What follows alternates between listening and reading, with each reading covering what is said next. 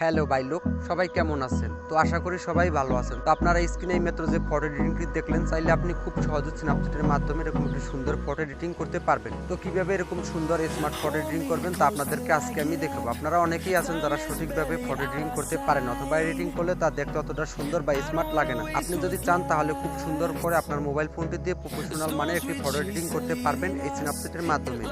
তো আমি আপনাদেরকে আজকে দেখাবো এই স্ন্যাপচ্যাটের মাধ্যমে কিভাবে এরকম সুন্দর ফটো এডিটিং করা যায়।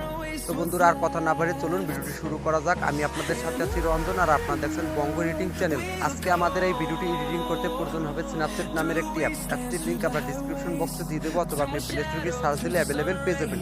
তো আর কথা না বাড়িয়ে চলুন ভিডিওটি শুরু করা যাক।